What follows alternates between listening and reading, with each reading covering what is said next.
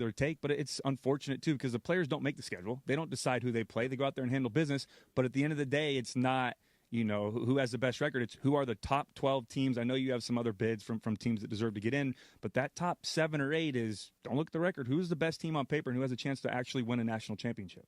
Outside of USC, who has the best helmets in college football? Oh, Michigan's up there this week. Yep. Florida State's. I like Florida State. Terps. Seconds.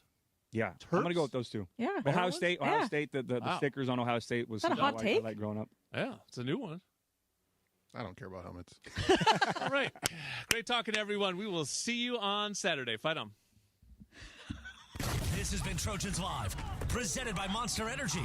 Unleash the beast. Unleash the beast. 1st and 10 for the Trojans at the Illini 16-yard line. Jordan is the one back, and it will be a pass towards the end zone. Separation for Lemon.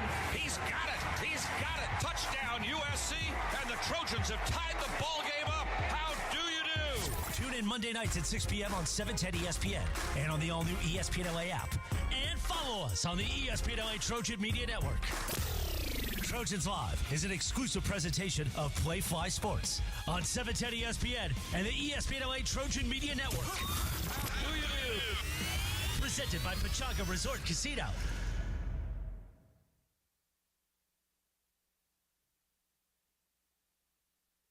.710 ESPN, your home for the 17-time world champion Lakers. KSPN Los Angeles, a Good Karma Brands radio station.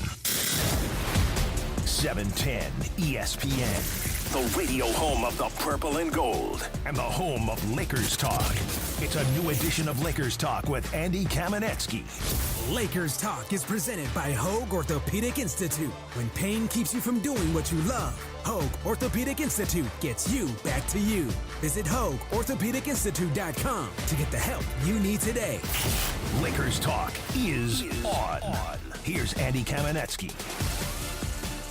What is up, Laker fans? This is Lakers Talk. Andy Kamenetsky, 710 ESPN. The preseason has officially begun for the Lakers. We have a couple of games from the previous weekend to get into, plus an actual week of practice. The Lakers do not play again until Sunday. They have the weirdest scheduling quirk for this preseason.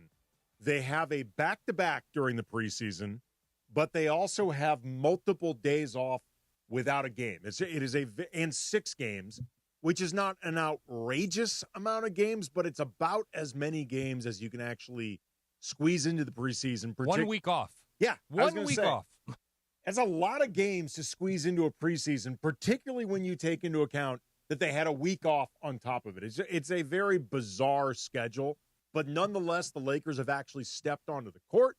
So we're going to get into that at 7:30. We're going to talk with Jacob Rude. He is the site manager for Silver Screen and Roll, part of the site's great Lakers coverage. Jacob's going to stop by at 7:30. You can follow him on Twitter at Jacob Rude. We're going to get into, probably in the second hour, this announcement that LeBron is teasing. Tweeted it out earlier today. It's a short video of him sitting down with a thus far unidentified gentleman for what is being presented as, quote, the second decision. LeBron tweeted this out.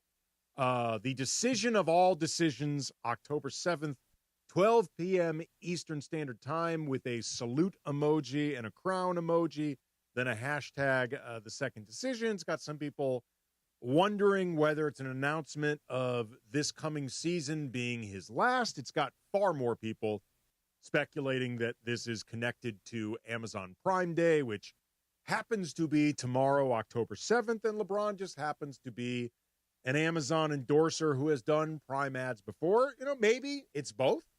Maybe it's Prime Day and it's connected to LeBron saying this is going to be his last season. Maybe Prime Day will actually be in some way tied into LeBron's final season and his final game, or it's just LeBron hawking Amazon. But either way, we're going to break all that down, put on our Sherlock Holmes hats, and DeAndre Funchie and I will get into that. Like I said, we're going to react to the preseason. It's been 2 losses Friday and Sunday, but they've been very shorthanded losses. LeBron and Luka have yet to play. Marcus Smart yet to play. Austin Reeves has only played in one game. So what, if anything, can be gleaned from these games with that context? There's also an overarching question I want to ask you guys about. Are the Lakers really getting the most out of preseason to begin with? So we're going to get into that. And, of course, your calls, 877-710-ESPN, 877-710-ESPN if you want to weigh in on anything that we're going to get into. But I want to begin with what I think has been a very positive, and I would even say very important takeaway from these two opening playoff games. Playoff games. Preseason. Man, already there, huh? I am already there. Recapping, baby. I am already there. I called my shot accidentally. Lakers are making the playoffs. I called my shot. The Lakers, you heard it here first, everybody.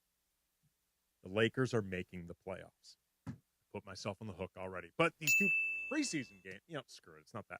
It's really not that. If the Lakers don't make the playoffs, something went horribly, tragically wrong if they don't make the playoffs. But Jared Vanderbilt in these two preseason games, we have been hearing since camp opened, whether from J.J. Redick or Jared Vanderbilt's teammates, that Vando is looking like the preseason pre-injury version of himself. Vando said during media day that he feels great, and he talked a lot. Like basically every question that Vando got asked during media day, he swung it back to health and just how health has been the most important thing for him. This is the first time in a couple off seasons that he wasn't rehabbing something like, I don't know, surprise double foot surgery that none of us learned about until like 2 days before last season opened. Something like that, for example. This is the first time Vando's been able to do nothing in the offseason other than just work on his game. And he's talked about how that's been beneficial for him and like his rhythm and his skill set and his confidence heading into this season. Small sample size in the preseason. Again, just 2 games. But they've been really promising games for Vando. Like Friday versus the Suns, not much of a stat line, but Vando was super active.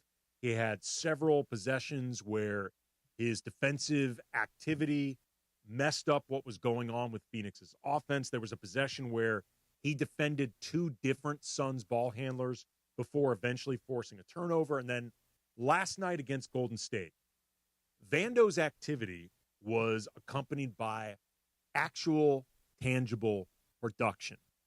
9 points, 7 rebounds, 4 assists, 3 steals. He hit a corner 3, 1 of 3 from behind the arc. He also had a great sequence at the rim, this up and under that the Euro step. Yeah, well, JJ described it as a Euro step decel, DeAndre, the decel being deceleration. And this was like an up and under move that Vando finished with contact. He unfortunately was not able to convert the free throw, but that in and of itself was huge for Vando because finishing has been such a thing. There was a sequence in the second quarter where he chased down a missed 3 from Gabe Vincent. That led to a new possession after a dead ball foul.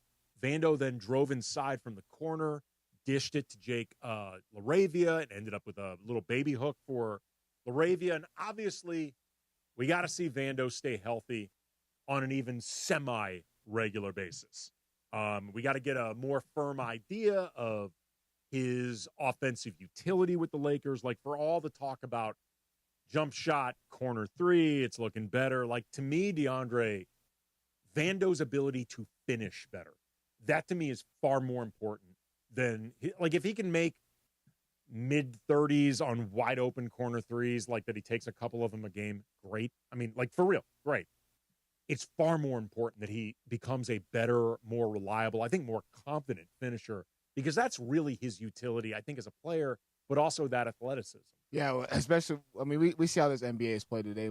1 through 5 is able to stretch the floor and have some sort of jump shot, whether it's a mid-range or they're taking it out to the three-point line. And there was moments last year where Jared Vanderbilt, they wouldn't even guard him out there because he wouldn't even look to score. So it's already a trend in the right direction that he's actually shooting the ball with confidence. I mean, we saw it in that Phoenix Suns game on Friday night. He's literally, as soon as he catches the ball, it was going up. And I understand he didn't make the shots, but the fact that he was shooting it with confidence. But I was real surprised in one possession when he did that Euro step. He took the guy off the dribble. I know. And but it's a reminder that he's got a handle. He's got a handle because, I mean, there was moments he was bringing the ball up, when Darvin Ham was here and all that stuff. He would bring the ball just to get him in their offense. He would set an on-ball screen and try to roll to the basket. But that was the time to see, okay, where is J.J. Redick going to put him in the offense? And is he going to be able to get a little nice little, touch around the rim? Because he's going to need those because you can't have a guy out there who's a liability offensively, especially where this NBA is now. Well, especially, too, I'm not thinking that Vando is going to become a true two-way player. No. That's too ambitious.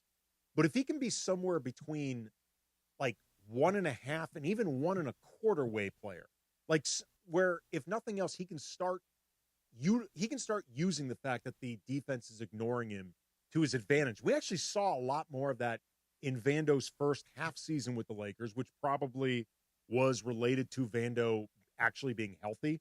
And pre-injury and being more confident, being more in rhythm. But that defense that he brings, when you combine all the different elements of defense, like defensive versatility, point of attack defense, like the relentlessness, the energy, that physicality, rebounding, screen navigation. I'm not saying Vando is the best at all of those things, but I don't think there's a defender on this team who brings more plus to all of those different skills, more of those skills than Vando. And when he's on, he F's up possessions for the other team. He really does. And, I mean, I love seeing him like Devin Booker. We understand how well of an offensive talent he is. And the fact that, the moment he was crossing half court and checking guys half court and fighting through his screens and all that, you need that defensive intensity. And the fact that he's able to guard a guy like that, but be able to switch and get hands in the passing lane, those leads to transition buckets. The Lakers are going to need that other style of basketball as well. That disruptive factor with Vando is so important for this team, in part because of what it brings, but also there aren't really a lot of other guys on this team who can replicate it. Maybe Marcus Smart and LeBron, when he truly needs to crank it up, can. But there's only so much of that you're going to be asking for LeBron on a game-in, game-out basis at this stage of his career. I have heard some people with guarded optimism for Jake LaRavia defensively, and we'll see. But he can't do it at Vando's level. He can't do it at Marcus Smart's level. Gabe Vincent will work at it, but he's too small for a lot of different matchups.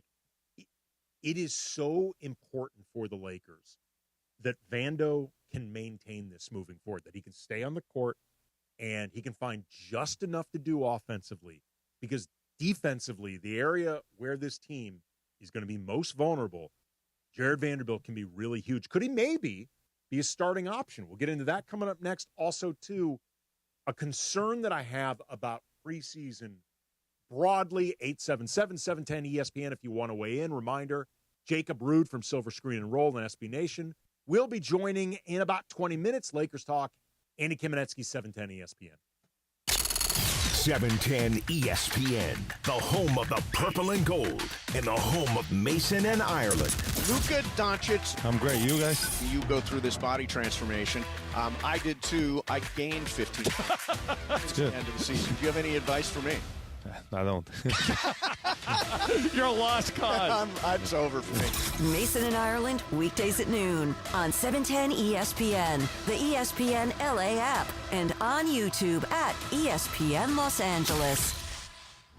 When pain keeps you from doing what you love, Hoag Orthopedic Institute gets you back to you. We are ranked number 18 in the nation and number 1 in Orange County for orthopedic and spine care by U.S. News & World Report. From the surf to the green, our world-class doctors are there, which is why more Californians choose Hoag Orthopedic Institute for orthopedic and spine care more than any other hospital. At Hoag Orthopedic Institute, there is no one better at getting you back to you. Proudly founded by premier physicians in partnership with Hoag. Learn more at HoagOrthopedicInstitute.com. You ever notice the harsh feeling and chlorine taste in LA water? That's why I made the switch to Life Source Water. Their whole house water system gives clean, filtered water from every tap in my house. It's become our essential appliance we love using every day. No salt, no regular maintenance. With Life Source, you deal directly with their local factory. No middlemen, no hassle. Call 800-WATER-99 or visit LifeSourceWater.com. Warranty limitations apply. If you have ever thought about remodeling your bathroom but were worried it would take too long or cost too much, then stop worrying. Right now, Jacuzzi Bath Remodel has designed a collection of high-quality custom products and perfected the one-day remodeling experience so you can enjoy your new bathroom faster than ever before. It's a worry-free bath remodel from the most trusted brand name in the business, Jacuzzi. A jacuzzi bath system fits in your existing tub space. It's a no-mess installation with an amazing style selection, factory-certified installers, and a limited lifetime warranty. Call 800-717-4599. That's 800-717-4599 right now and get 50% off installations with no interest and no payments for 12 months. Replace that old bathtub today with a walk-in shower for a safer bathing experience. If you have lived in your home for over 15 years, it's time to remodel your bathroom. For a virtual or in-home appointment, call 800-717-4599. That's 800-717-4599. 800-717-4599. 710 ESPN. The radio home of the purple and gold and the home of Lakers talk. Lakers Talk is presented by Hoag Orthopedic Institute. When pain keeps you from doing what you love, Hoag Orthopedic Institute gets you back to you. Visit HoagOrthopedicInstitute.com to get the help you need today. More Lakers Talk with Andy Kamenetsky rolls on.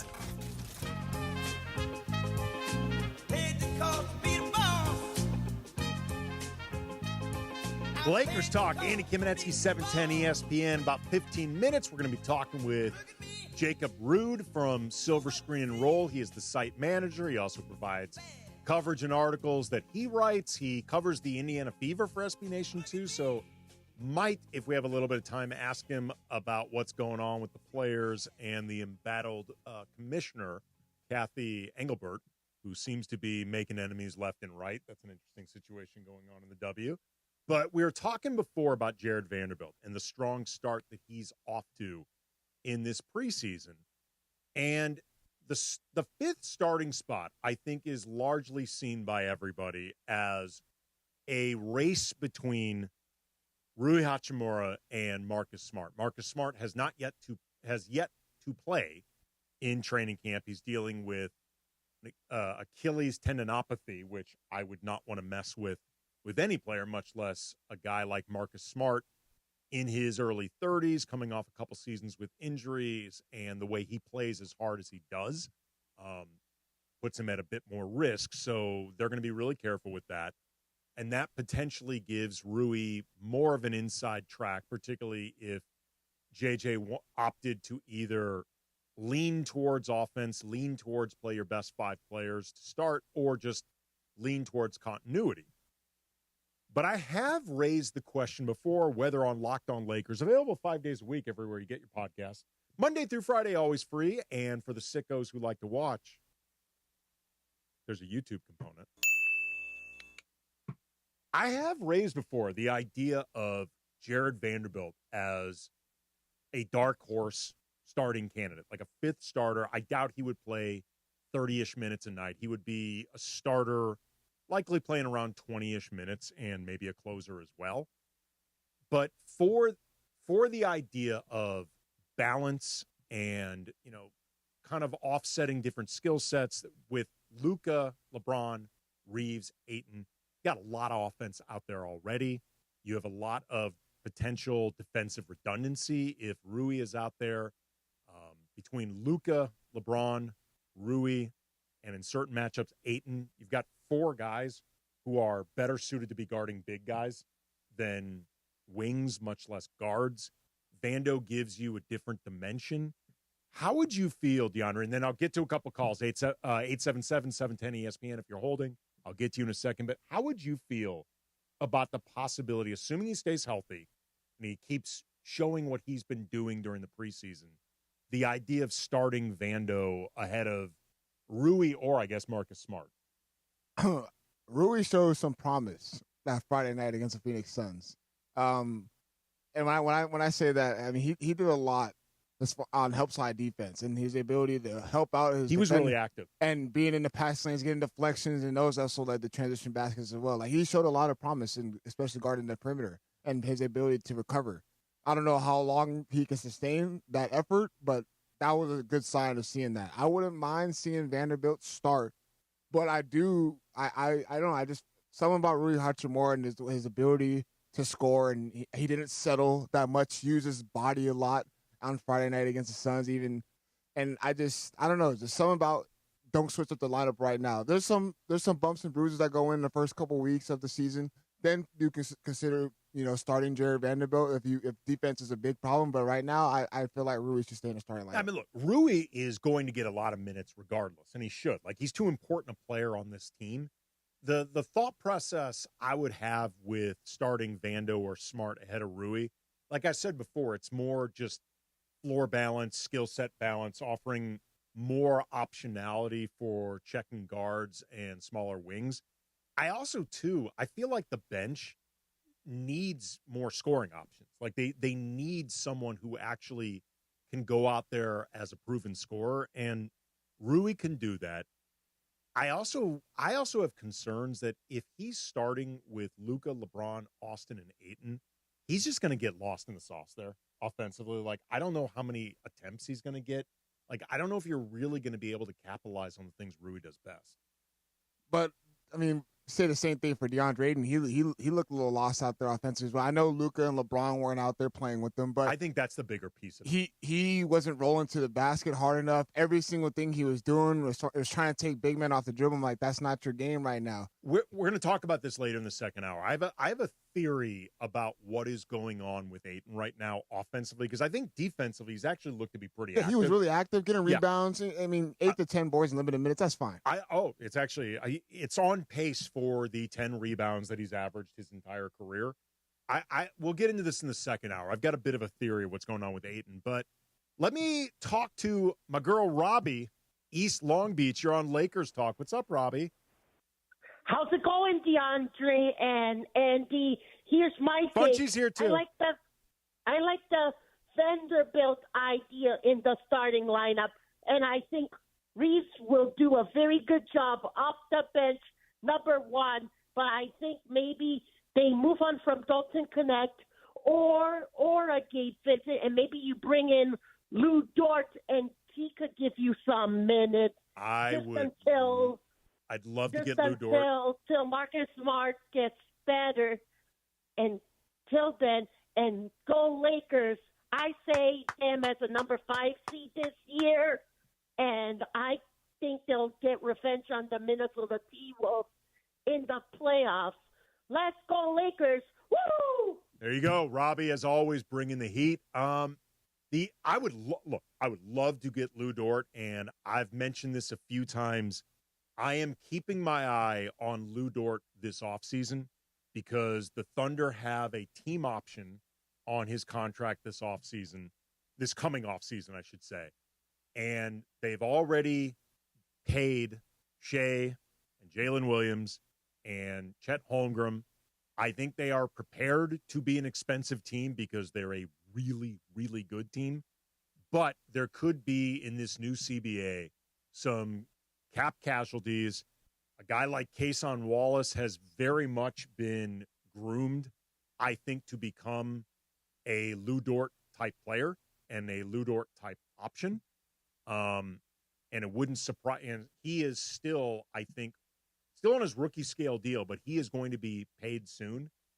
It would not shock me. I'm not calling it, but it would not shock me at all if finances dictated letting go of Lou Dort, even though I know that would be painful for the Thunder. He's a Thunder lifer. He's one of their discoveries. He is a success story for development, but at the same time, they're going to have so many development opportunities and success stories because they have a zillion draft picks and they are clearly really good at this.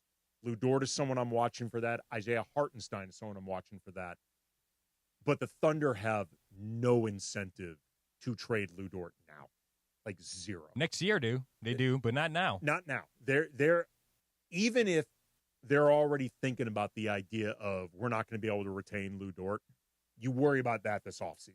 You don't worry about that right now. You go for it this season and worry about it next season. Right. You worry about that next summer. Lou Dort is too important for what they do now, and Cason Wallace isn't all the way there. Although unless he's asking out already, but I don't think he's asking out. No, he's not.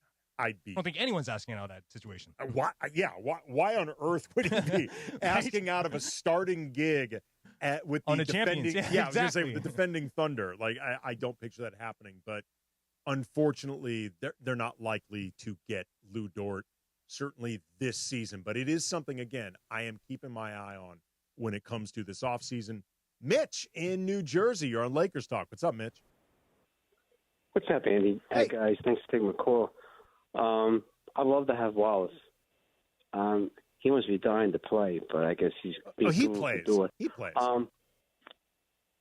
Do I have that right? Wallace, right? Yeah, Casey Wallace. I guess. He plays. I mean, he gets a lot of minutes. Yeah, they give only 5 guys don't want it, but I don't want to see. I really don't want to see Vanderbilt. I want to see Rua being there. Vanderbilt and I forgot the name. Jackson Hayes. The center. I mean, coming for 5 minutes, you start, and then you don't see him the rest of the game. That's not the kind of player we want. I want to see our 5 best guys start. Okay, I appreciate the call there, Mitch. I mean, there is a logic to the idea of start your best 5, and that 5-some will be difficult to guard. Like, there is nobody you can even sort of ignore between Luka, LeBron, Austin, Ayton, and Rui. Like, nobody. It's hard to even double guys with that lineup. But they are going to be defensively challenged. Like, that is a group that will be very defensively challenged. There's also even the things that they do, some guys do sort of well defensively. There's a lot of redundancy and overlap. Like, you can make an argument that Luka, LeBron, and Rui are all best guarding 4s. They can't all guard 4s. Like, some of those guys aren't even necessarily best on 3s, much less 2s, which last year with a similar setup with Jackson Hayes out there and Rui, like you often saw Rui checking guards because nobody else was there to do it, and he did his best, but you don't want Rui on an island checking Steph. Like that's just not... No chance. No, there's no chance, and there is nothing Rui can do in that situation. I don't care how hard he's... Then why not move Austin Reeves to the bench then? If you want to, try to bring scoring, or if you feel like that's a hole that the bench doesn't have, why not move Austin Reeves to the bench and still keep that size on the floor, adding Jared Vanderbilt? I think the argument against that, there's a basketball and a small p politics. The small p politics is they, by all accounts and all appearances, want to keep Austin Reeves long term. He is entering a contract year. The idea of playing him off the bench in a contract year is something that he may not like. You could, in theory, increase the likelihood of losing him. There's also the basketball argument in that in theory, I understand the idea of playing Austin off the bench. And I don't think it's a crazy theory. I don't think it's a silly theory. I think you can make the argument for it, but you could make a better argument if there were more guys that you could put in the starting lineup that I think like fill more necessity or fill certain skill sets. Like there's nobody that is pressing to play in that starting lineup ahead of Reeves, and you're still going to want to play Reeves at minimum in the low 30s a night just because he is one of their best players. It's hard. It's not impossible, but it can be really difficult to do that with guys playing off the bench. Like Austin Reeves looked really good too on Friday night. Offensively, he looked really, really good. Taking guys off the dribble, he had a really efficient night scoring. He is at worst, and I don't even think this is necessarily accurate, but I'm saying at worst, he's their 4th best player. He is in all likelihood their 3rd best player. Like, even if you think Austin Reeves is overrated by the organization, overrated by certain people who cover the team, fine. He is, I think, in all reasonableness, he's their 3rd best player. Most 3rd best players start, but even then, I think it's just going to be difficult to get Austin the type of minutes you want from him playing off the bench. Again, I see the argument for it. I just think it's very difficult to do in practice. Maybe we'll talk about this with Jacob Root. He covers the Lakers for Silver Screen and Roll. He manages the site. He is coming up next. This is Lakers Talk, 710 ESPN. Your mornings just got a whole lot louder. 2 massive LA radio superstars. Sedano and Cap have taken over Morning Drive on 710 ESPN. Don't just listen, watch, stream, and connect across every platform. Not a radio station, but a multi-platform operation. Okay? 7 to 9 a.m. on 710. And 9 to 10 a.m. for the YouTube-only hour. Because weekday mornings in L.A. belong to Sedano and Cap. Hey guys, it's Sedano. Looking to score big on flooring? Kick off your project with Hernandez Wholesale Flooring. Every day's a win, no gimmicks, no markups, just the wholesale deals on every surface. Call 866-62-FLOOR or visit them on the web, hernandezwholesaleflooring.net. No sale beats wholesale. You know I love the outdoors and adventures. Hey, it's Travis calling all adventurers. Page, Arizona is your ultimate outdoor playground. Snap that iconic shot at Horseshoe Bend. Then hike the stunning 11-mile rim trail. Explore one of 13 breathtaking slot canyons, including world-famous Antelope Canyon. Craving water fun? Cruise Lake Powell by kayak, jet ski, or houseboat, or float the Colorado River to Lee's Ferry. Make Page your base camp for day trips to Grand Canyon, Zion, and the Wave. Start planning your trip today at visitpageaz.com.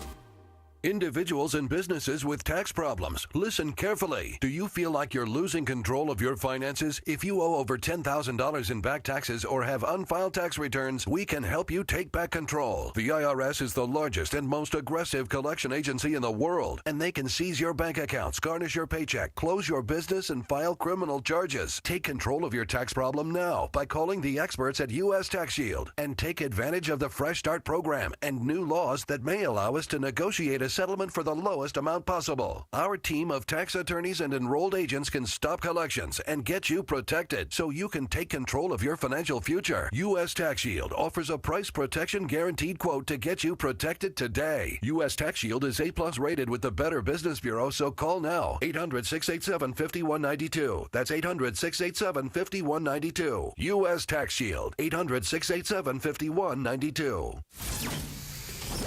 An off-season edition of Lakers Talk continues on 710 ESPN. Lakers Talk is presented by Hoag Orthopedic Institute. When pain keeps you from doing what you love, Hoag Orthopedic Institute gets you back to you. Visit HoagOrthopedicInstitute.com to get the help you need today. More Lakers Talk with Andy Kamenetsky rolls on.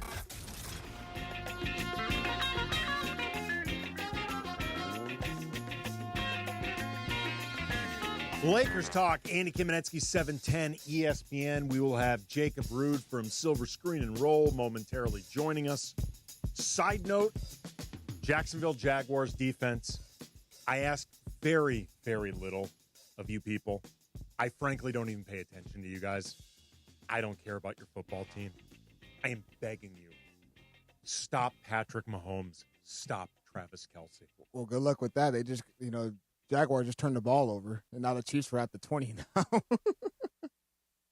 You had one job, Trevor Lawrence. Yeah, literally. Oh my Lord! I'm in a contested fantasy contest. I've got like a 20-point lead or something over my opponent, who has Travis Kelce and Patrick Mahomes. Of course, the Jaguars did that because that is what the Jaguars do. And oh my, stop him! Mahomes just threw a pass to Travis Kelce. I'm sure this is exactly what our audience needs right now, DeAndre, but I'm working through this. I'm working through this as we look to bring on Jacob Rude from Silver Screen and Roll. I want to when we're done with Jacob in the second hour, I definitely want to talk with you, DeAndre, about my theory with DeAndre Ayton and the offense, because I'm curious what you think about it. B, I know you have been, yes, KC scores and it doesn't involve Mahomes or Kelce. It's a handoff that is perfect. Excellent. But I know you've been a bit of an Ayton skeptic.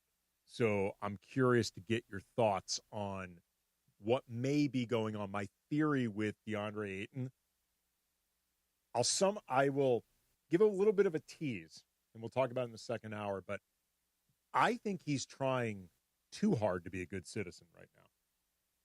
I actually think he's trying a little too hard to show that he is all about the proverbial right things right now at the expense of his numbers. Like being too passive, or just trying to be a better teammate?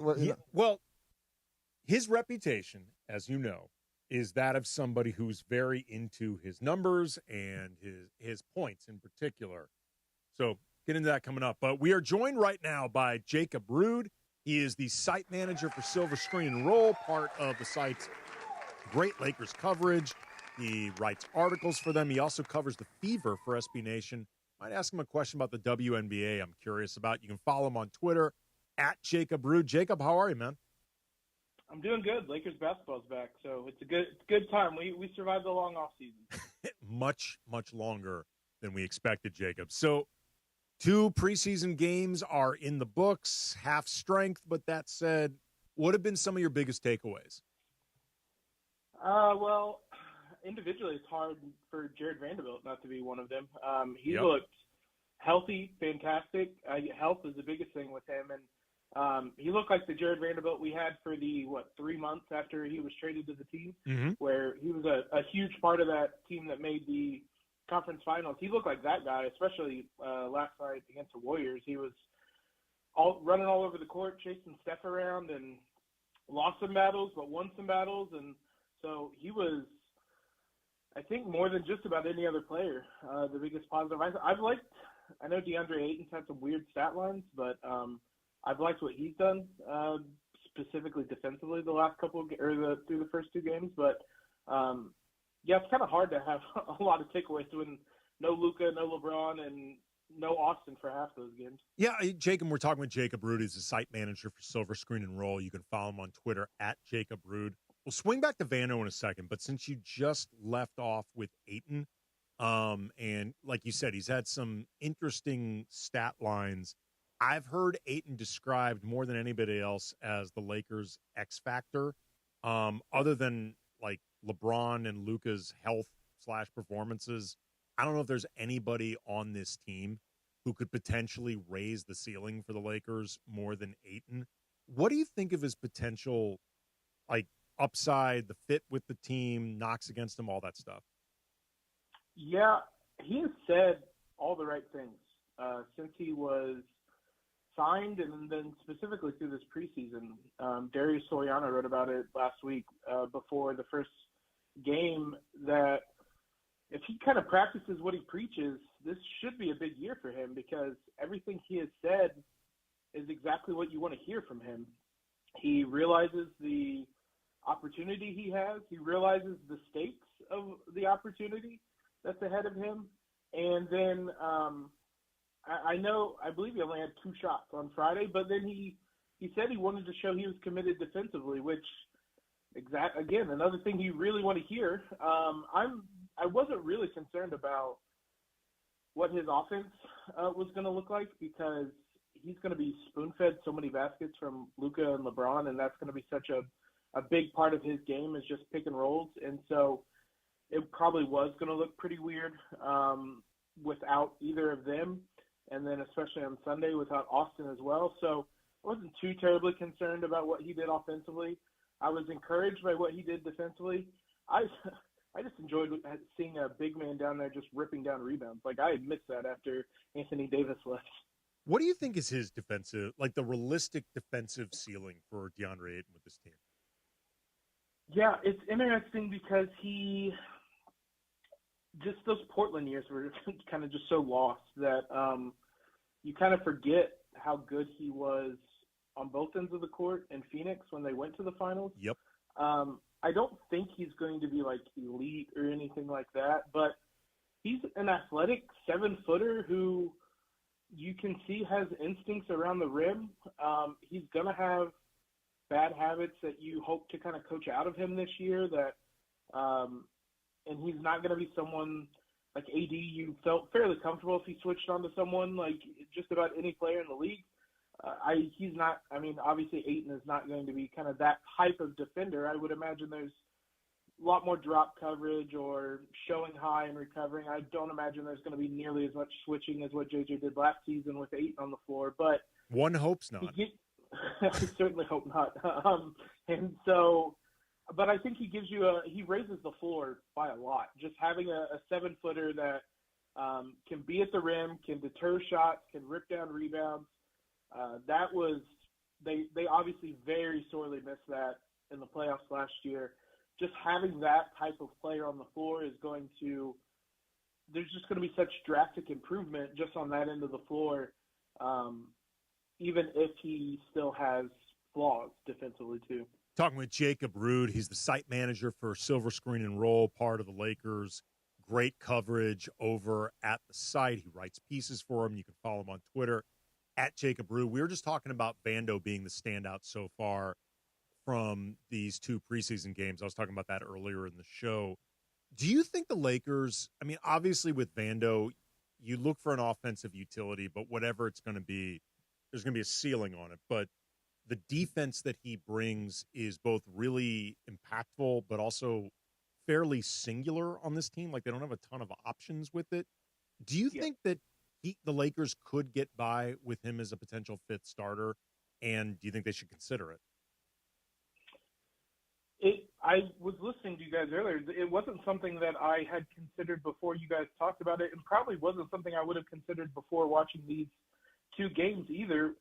If you rewind to 2 preseasons ago, it was a very strong debate between him and Rui about who should start, who should be that 5th starter, and it was because of what he could do defensively.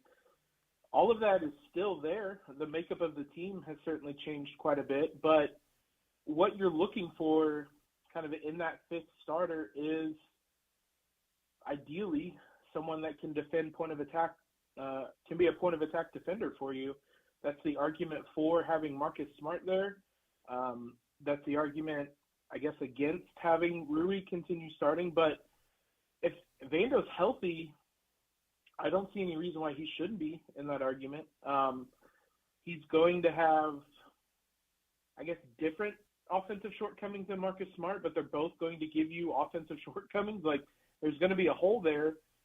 It might come in a different spot on the floor. You're going to have to work around it either way. But if defense is what you want from that position, I think there's a pretty good argument. I mean, you saw last night against the Warriors, there's not going to be a tougher matchup for him probably with maybe Shea or Ant, but Steph is a very uniquely tough matchup, and he was all over the place. He was up for the challenge. So, I think there is an argument. Obviously, if he stays healthy, which has been the biggest thing with him for his Lakers tenure, then I don't see why there wouldn't be an argument for having him in the starting lineup. I'm talking with Jacob Rude. He is the site manager for Silver Screen and Roll. He's part of their great Lakers coverage over at the site. You can follow him on Twitter at Jacob Rude, Andy Kamenetsky, Lakers Talk, 710 ESPN. Yeah, it's not – the idea is not demoting Rui. It's really not about anything Rui's done wrong. It's more just about things that you need that Rui, through no real fault of his own, can't really provide. And I think some redundancy in terms of some of the other guys that you know are going to be in the starting lineup. Speaking of which, eventually all hands on deck. You have Luka, LeBron, and Austin Reeves. What are some of the things that you're hoping to see from, a preseason together, a training camp that I hope gets utilized as much as the Lakers want, from those 3 guys together, and I guess how the offense would work? Just more actions that include all 3 of them. That was obviously something you weren't really going to be able to do on the fly last season. Like, that was something they talked a lot about not having time on the floor. They had that crazy, was it March, where they played like every other day basically. So there was no practice time. The only real practice time they had was the week before the playoffs, and I don't know how much you're going to really be able to install at that point. So just having more actions that involve the 3 of them. There was some horn stuff that they did last year that was about as complex as it got. You never really saw any kind of ball screening actions with Luka and LeBron, which in theory maybe that wouldn't work just because you have guys that would switch on those 2 players, but they didn't even try it. So put the defense in that position to force them to make a decision and just see what happens. Like, it's stuff like that where just try stuff for either in preseason, the beginning of the season, and see how defenses react, see what you can create. Just getting a kind of a a bigger sample size of what works, what doesn't work, and see what you can figure out, some actions that you can go to in a tight game, in a close game. How many of those Timberwolves games down the stretch were they just playing iso ball and throwing up a shot? Have something that you can go to with two or all three of those guys involved down the stretch, just kind of getting that level of familiarity that they really couldn't, all things considered, get last season. That's what you hope you can get from, if not preseason games, at least training camp, and then at the beginning of the season. Talking with Jacob Rude, the site manager for Silver Screen and Roll. He's part of their great Lakers coverage. You can follow him on Twitter at Jacob Rude. Growth areas that you're looking for from J.J. Redick? Subbing in the second half. That'll be a big one. I'm down for that one as well. A lot of it is what we saw, I guess, in the playoffs, being maybe a little bit more adaptable, because he was, I thought, pretty stubborn when Agreed. it came time to make some decisions. He really went with what he thought worked, and it did not work. So just being a little bit more adaptable. We talked defensively, just the scheme. I wonder how much of that is what he wanted to do versus what he had to do. The Lakers were switching a decent amount even when Anthony Davis was there. I think it was something they scaled back on a little bit before he got traded. But is that something JJ wants to do? Is that something he felt he could do with Anthony Davis on the floor? I don't think that's something you can do with DeAndre Ayton on the floor. But mixing up some defensive coverages and maybe using Jackson Hayes as someone that, hedges out high and kind of utilizing his athleticism. Maybe you can do that with Ayton. But just having more things that you can go to defensively, I think, is a big one. It is a little – like, I give him a lot of leeway because I cannot imagine a crazier first season in charge where you have 3-4 different iterations of the team, including trading your starting center for a generational point guard. Like, to a certain extent, I wonder how much of the stuff he did he felt he needed to do to get by versus what he wanted to do. And maybe that's what we learn at the beginning of this season, what he's changed on, what he is really believes in and stuff like that. But it will be interesting because coaching in a lot of ways is kind of a what have you done for me lately? And that was a pretty rough ending to the season.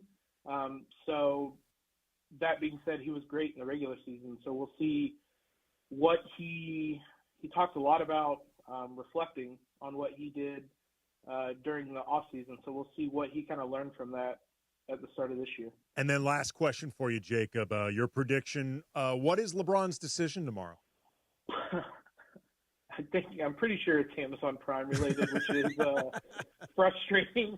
I do not imagine that he is going to announce on a random Tuesday at noon Eastern that he's going to be retiring, but kudos to him. I wonder how big does the bag have to be to not only do a sponsored ad, but leverage your impending retirement to do it, because I would imagine it's a pretty big check that was cut for that one, but I'm fairly certain it has to do with not his decision on basketball and maybe what he is shopping for tomorrow. That's his decision, what he is going to apply towards Amazon Prime. He is Jacob. He is Jacob Rude. He's the site manager for Silver Screen and Roll. He is part of the site's awesome Lakers coverage. Tackle Patrick Mahomes. You can follow him on Twitter at Jacob Rude. Appreciate the time, brother. Thank you. Yeah, anytime, guys. Again, Jacob Rude, the site manager for Silver Screen and Roll. Coming up, we will react to things Jacob said, get into LeBron's decision. I want to talk something with Gabe Vincent that I saw that was very positive from Sunday's game, but also raises a question of its own. We'll get into all that. Again, 877-710 ESPN if you want to weigh in. This Lakers talk. Andy Kamenetsky, 710 ESPN. They might stumble. They might fall. So, I fall. Kind of, sort of frequently. Yes. But DeMarco and Travis always get back up. During a 5K at Angel Stadium, I fall. Okay, this is my lot. This is what he does. Sell at the golf course. But you get back up. I get so far. Yeah, you get up. There you go. Catch the DeMarco and Travis Afternoon Show weekdays 3 to 6 p.m. on 710 ESPN, the ESPN LA app, and streaming on YouTube at ESPN Los Angeles. Water, power, comfort. Next Gen protects it all with the Home Hero Bundle. Do you like the taste of your water? If not, get your free alkaline reverse osmosis system when you install whole home water filtration. Clean, healthy water every tap. Add a heater treater for just $4.99 to shield your plumbing from hard water damage. And when you bundle in HVAC or electrical service, you'll save 10% instantly. One call, one team, total home protection. Call NextGen 833-3-NEXGEN or visit nextgenaaronplumbing.com today. CSLB number 1011173. Park, party, and play at Hollywood Park Casino, LA's hottest card room. Pre-game with friends on game days inside Century Bar and Grill, and enjoy daily lunch specials. Or catch up over a late-night dinner. Step into Ray's Lounge and enjoy live music, DJs on the weekends, and savory crafted cocktails. The only spot where you can park, party, and play 24/7. Hollywood Park Casino now open. Located next to the Forum at SoFi Stadium and the all-new Intuit Dome. For more info, go to playhbc.com or follow them at playhbc. Must be 21 plus to enter. Accident or injury, call Jacob and Ronnie. Call Jacob. Hey guys, it's Sedano. As a sports fan, you always want your team to be well coached and win. You know who's always winning? My guy, Jacob. If you've been injured in a car accident, slip or fall at the store, rideshare accident, whatever it is, it would feel like you lost. Call Jacob. Jacob knows the opponent's weaknesses, how to exploit them, and attack the insurance company to provide you the victory that you deserve. So call him at 844-24-JACOB, 844-24-JACOB, or visit him online at calljacob.com. Call Jacob. This is Lakers Talk with Andy Kamenetsky. Lakers Talk is presented by Hoag Orthopedic Institute.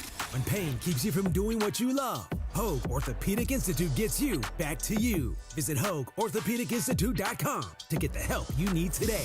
Now back to Lakers Talk with Andy Kamenetsky. I'm coming, baby. I'm coming. Come, help me. Make your baby understand. The song always reminds me of either Lock, Stock, and Two Smoking Barrels or Snatch. It's on the soundtrack for one of those Guy Ritchie movies. Really? Snatch? Yeah, one or the other. I Rewatch that movie again. It's great. Brad Pitt is so because it funny. came out in the 90s when I was a teenager, and I need to watch it again when I'm older. It's so good. But the soundtrack for both those movies are fantastic, and I cannot remember which. Guy Ritchie movies have good soundtracks. Yeah. Really good soundtracks. But this song is on one of those. Thanks again to Jacob Root for Silver Screen and Roll for dropping by. Okay, I'm sure anybody who's been in a fantasy league has experienced this before. I am right now, there's like 3-ish minutes left in this game. My opponent has both Mahomes and Travis Kelce. I've got a 9-point lead over him with like 3-ish minutes left. The computer currently has me as a 99% favorite, which feels like the only absolute kiss of death. The only thing that would kill you right now is a Mahomes to Kelce touchdown. That wouldn't just, I'd be done. Yeah. Make him fumble. That pass just went to Kelce. My lead's But probably you know down. what? If you had a Mahomes just straight up running it in, you might be safe. No. No? Why? Because that's a touchdown. Yeah, but you're up 9 points. I'm now up 6 points. Oh, sorry, man. There was just a Mahomes to Kelce complete. I need a Mahomes interception or fumble. You had one earlier, man. I need something to take. I need something to get KC's offense off this field. Okay, Mahomes. Get him off the field, right? Kelce's currently on the sidelines. This is where I need Sweep Mahomes the leg to throw a pick or have like Kareem Hunt throw the ball in. Tackle him. I'm sure this is riveting to our audience. All right, we were talking before. I'm sure 99% of them are doing the same thing. They probably are, actually. I'm sure they're all listening to this show while they have the TV on silent, just like me. I mentioned Gabe Vincent. Gabe Vincent had a really good preseason debut last night against the Warriors. 16 points, 4 of 9 from the field. He hit 3 threes. He had 5 assists. He looked very comfortable, lively. Like, it was a really good showing for Gabe Vincent. What is interesting about that to me is it is also a reminder, that game, that Gabe Vincent thrives in a role that he often is not asked to play. This was a game where you did not have Luka Doncic, LeBron James, Austin Reeves, or Marcus Smart, 4 guys that profile to handle the ball more and run the offense more than Gabe Vincent. I think all of those guys are ahead of Gabe Vincent in the running the offense, handling the ball pecking order. And it speaks to how Gabe Vincent's career best season, the one that I think ultimately got him paid by the Lakers, that year with Miami, his usage percentage per Basketball References metrics was 17.5. During the playoffs, that run that went to the finals for the Heat, it was at almost 20. Like, that is pretty high usage, or at least medium high. Like, once you start getting to 20, that's like medium high usage. To put it in perspective, Gabe's usage as a Laker on a season has never been higher than 13.5. So Gabe Vincent needs to find more off-ball utility, off-ball comfort. His catch and shoot three-point percentage is like fine. It's not bad, but it's not great either. It's like last season he was at 37% from behind the arc on catch and shoot opportunities, which it's not bad, but I believe it was 8th on the team in terms of percentages. And it's not high enough that it's going to really make defenses pay attention to Gabe Vincent or defenses fear Gabe Vincent. So last night to me was a reminder of what Gabe Vincent can look like for the Lakers. And there's no doubt there will be times during the season where they need Gabe to operate in that sort of role. And last night is hopefully a sign that he can do that at a good clip. But he's not going to be asked to do that often. So where do you land on a role for Gabe Vincent that is within his comfort zone, but that also works with a lot of off-ball utility? Because he's too small to be a defensive specialist. Like, he will work his ass off defending, and at times he can be effective, but he's too small for a lot of matchups. And again, he is a fine but not great off-ball threat or utility for this team. And the Lakers have got to find something that splits the baby between, and this is something, by the way, that J.J. Redick and Gabe Vincent have both talked about. Like, they've discussed his role and trying to land on that. And I think they've both acknowledged, like, Gabe is not used in his comfort zone with this team, but he's not going to be asked in all likelihood to be in his comfort zone that often. So something the Lakers need to land on. But again, it was a really good preseason debut last night for Gabe Vincent. Coming up next, I'm going to toss my DeAndre Ayton theory to DeAndre Hawkins. See what he thinks about that. This is Lakers Talk, 710 ESPN. 710 ESPN is giving you a chance to win $1 million. $1 Million Mondays. $1 Million Mondays are back. Presented by Pechanga Resort Casino. Listen every Monday during football season to the Sedano and Cap Morning Show, Mason and Ireland, and the DeMarco and Travis Afternoon Show. All you have to do is make a super prediction, and you can win $1 million. $1 Million Mondays presented by Pechanga Resort Casino. Play your perfect combination at Pechanga Resort Casino. Discover the bold taste of tradition with Amor Salsita homemade authentic salsas. Hi, this is Jerry with Amor Salsita. From dipping your chips, marinating your favorite dish, topping your tacos, Amor Salsita brings the vibrant flavors of Mexico straight to your table. Salsas with smoky, juicy, chunky tomato, roasted tomatillos, and mango habanero flavors. Visit amorsalsita.com and discover the flavors and recipes. Pick up your Amor Salsita at any Albertsons, Vons, or Pavilions in the produce department. From our kitchen to yours, Amor in every bite. Every 40 seconds, a child is reported missing. That's 2,000 children every single day. It's a heart-wrenching reality that we can no longer ignore. Find the Children is a non-profit organization dedicated to helping find missing kids. You can be a part of their mission by donating your unwanted vehicle, running or not. Call 1-800-294-0222. We guarantee that you will receive the maximum tax deduction. We provide fast, free pickup with 24-hour response. Call 1-800 800-294-0222. Find the Children provides crucial resources to help find missing children and educational materials to teach kids how to recognize and avoid predators. Our recovery programs have a proven track record of reuniting kids with their families. It's time to act. Donate your unwanted or unused car. Help us build a world where every child is safe. Pick up the phone and call 1-800-294-0222. Together, we can bring these kids home safely. This advertisement was paid for in partnership with Cars R Us and Find the Children. Hi, this is Sean McVay of your LA Rams. The Rams play here. KSPN, Los Angeles. 710 ESPN. A good karma brands radio station. 710 ESPN. The radio home of the purple and gold. And the home of Lakers Talk.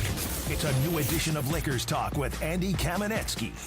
Lakers Talk is presented by Hoag Orthopedic Institute. When pain keeps you from doing what you love, Hoag Orthopedic Institute gets you back to you. Visit HoagOrthopedicInstitute.com to get the help you need today. Lakers Talk is on. Here's Andy Kamenetsky.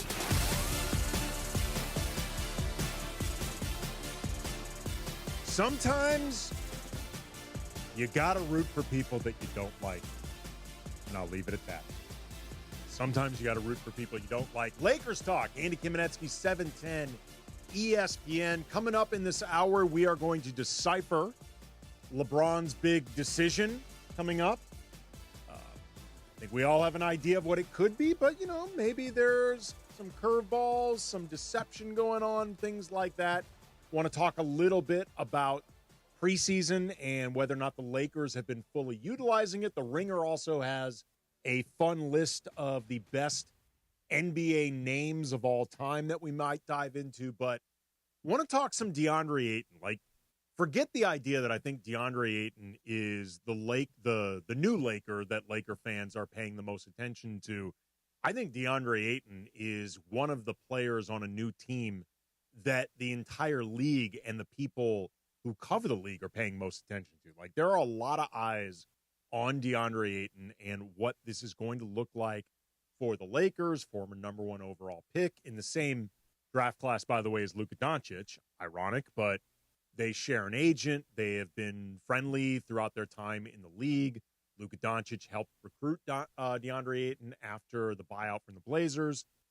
Ayton is talented. He does certain things very well. He has never averaged fewer than 10 rebounds a game. He is good on the offensive and defensive glass. He is a talented scorer. He is very effective around the rim. He's got that little jump hook or the little mid-range. There are things DeAndre Ayton does very well. He has often been accused, though, of being a low motor player, being a player that is not about all the proverbial right things, about being about his numbers more than he is about winning.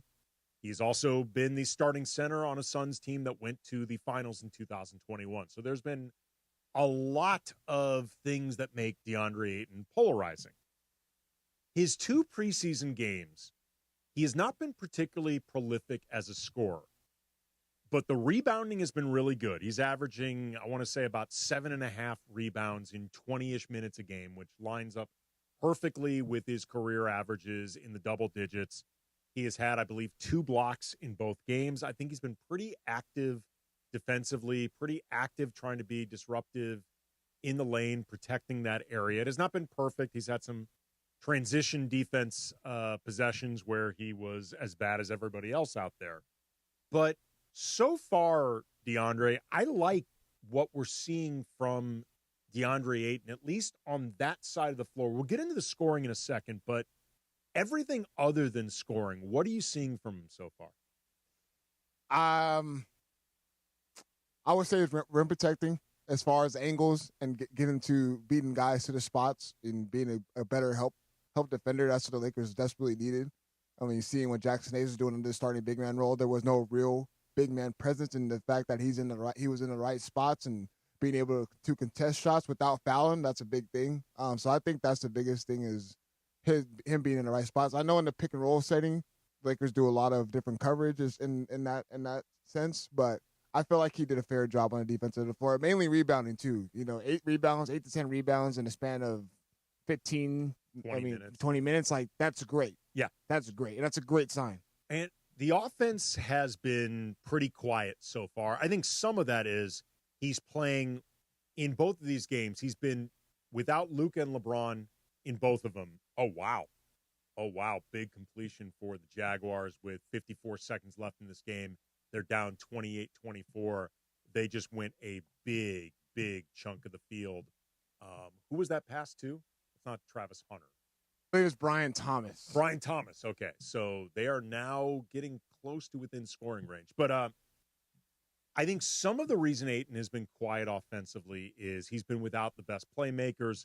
Frankly, he's been lacking guys who can make quality entry passes into the post, stuff like that. But I also think DeAndre, I get a sense that Ayton is really trying to show his teammates, his coaching staff, Lakers fans, like everybody watching, that he's not purely about scoring and his points and his stats the way the detractors have been saying about him since basically he entered the league.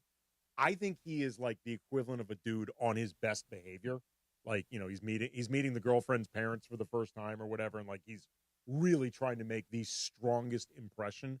There have been times where it's felt like he's had a scoring opportunity to me, and instead he's looked to pass out or hasn't automatically looked to put up a shot in a way that feels like he's almost trying too hard to like message, hey, I care about more than just scoring. Like, are you seeing any of that, or is that me being a body language doctor? No, you can see some of that on these past two games, and it's so hard to, because Luka and LeBron James weren't out there, so and we know that what the offense is going to look like in the pick and roll setting with Luka Doncic, and I'm just more concerned about his energy and effort going into every single night. I think that's the biggest thing going into the season, but maybe we've seen so much of Jackson Hayes that it got to the point where Lakers fans are like, man, we need big men just to do something out on the floor. If you're not providing any defense, at least be a factor offensively. So I think that's where we got to the point where we're going to nitpick every little thing with DeAndre Ayton going into the season. Whether he does something well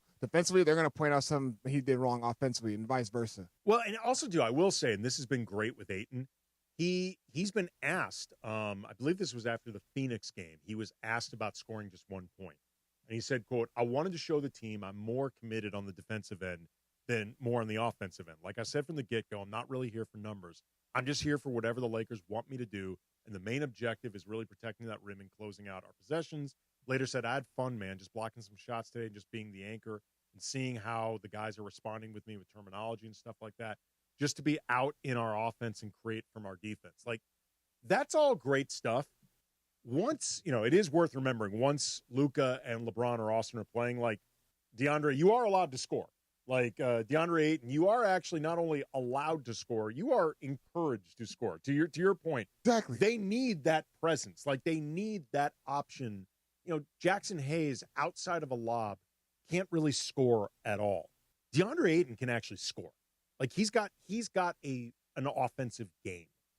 And that's where it gets me is that there was moments where he was posting up really, really hard, and Austin Reeves was doing great offensively, and there was times where they couldn't give him the ball when he's posting up really hard, and I was like, okay, that's what we like to see. You're actually making an effort to post up hard at least.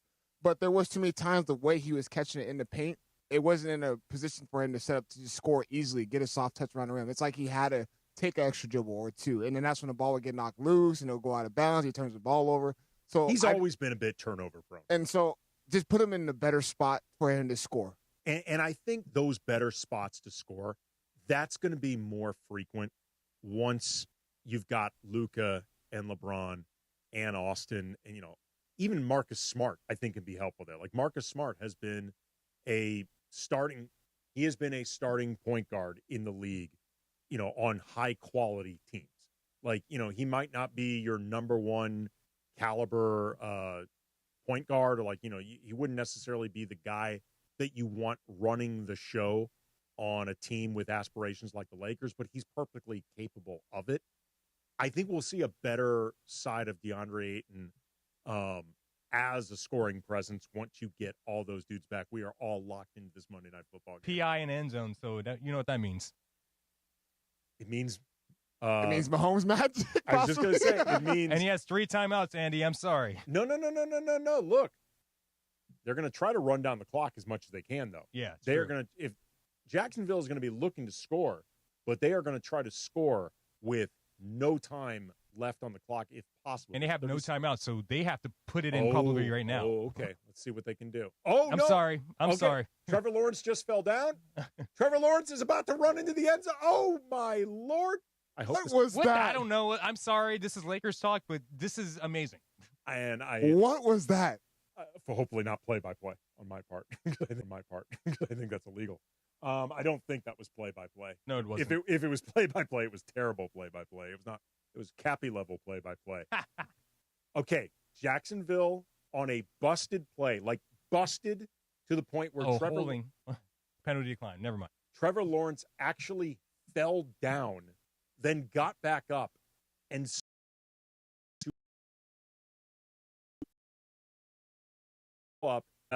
just took his helmet off, and he's celebrating with those flowing locks. Okay. Mahomes has 23 seconds, and he has 3 timeouts. And for those who just tuned in, I am desperately rooting against Mahomes and Kelsey because in my fantasy league, I am up just under 5 points over my opponent who has Mahomes and Kelsey. I thought I had gotten out of this. I cannot believe what just happened. That is one of the ugliest runs I have ever seen. Like Trevor Lawrence, not a scrap. How did they not bring him down? That's unbelievable. Anyway, DeAndre Ayton, I do think he is on his best behavior right now. I really do think, if anything, he's kind of overcompensating, especially when you take into account that the Lakers don't have the best playmakers, the best guys to help set him up as a scorer as it is. So we will see what he looks like with the full complement of players. But I really do like the way Ayton has made a point of saying, I am going to try to defend. I'm going to try to grab rebounds. I'm going to try to protect the lane, block shots. The scoring attempts will come later, which they undoubtedly will, because eventually LeBron James is going to be playing with this team. But how much longer is LeBron going to play in the league? We don't know, but people are wondering. A tweet he sent out about the next decision. Could that be a signal about his time in the NBA? Or is it just a cheap Amazon plug? We will decipher that next. Lakers Talk, 710 ESPN. It's more than just a morning show. It's Familia. A celebration of familia, cultura, and the strength. But familia, I got. Cultura? Cultura. Culture. Cultura. Come on, Cap. I mean, dude, speak Spanish, will you? Wake up with Sedano and Cap. Weekday mornings, 7 to 9 a.m. But you're the Güero on the radio. But everybody knows That could be your on-air name. Hey, everybody, it's Güero on the radio. On 710 ESPN, the ESPN LA app, and the YouTube-only hour, 9 to 10 a.m. Hey guys, it's Sedano. It's game time at Hernandez Wholesale Flooring. Just like LAFC protects their home turf, we help you protect yours with quality floors at unbeatable wholesale prices. No gimmicks, no markups, just deals every day. From waterproof hardwood to carpet, laminate to artificial grass, the crazy Hernandez brothers have you covered. Don't settle for anything less than a championship-level home. Call them at 866-62-FLOOR, that's 866-62-FLOOR, or shop on the web, HernandezWholesaleFlooring.net. No sale beats wholesale. LA, get ready. The 52nd annual Los Angeles Korean Festival is back October 16th through the 19th at Seoul International Park in Koreatown. 4 days of amazing food, live K-pop, and traditional performances, arts, culture, and fun for the whole family. Best part? Admission is free. Don't miss one of LA's biggest cultural celebrations, the LA Korean Festival, October 16th through the 19th. For details, visit lakoreanfestival.org. Individuals and businesses with tax problems, listen carefully. Do you feel like you're losing control of your finances? If you owe over $10,000 in back taxes or have unfiled tax returns, we can help you take back control. The IRS is the largest and most aggressive collection agency in the world, and they can seize your bank accounts, garnish your paycheck, close your business, and file criminal charges. Take control of your tax problem now by calling the experts at U.S. Tax Shield and take advantage of the Fresh Start program and new laws that may allow us to negotiate a settlement for the lowest amount possible. Our team of tax attorneys and enrolled agents can stop collections and get you protected so you can take control of your financial future. U.S. Tax Shield offers a price protection guaranteed quote to get you protected today. U.S. Tax Shield is A+ rated with the Better Business Bureau, so call now. 800-687-5192. That's 800-687-5192. U.S. Tax Shield. 800-687-5192. 710 ESPN. The radio home of the purple and gold and the home of Lakers talk. Lakers Talk is presented by Hoag Orthopedic Institute. When pain keeps you from doing what you love, Hoag Orthopedic Institute gets you back to you. Visit HoagOrthopedicInstitute.com to get the help you need today. More Lakers Talk with Andy Kamenetsky rolls on.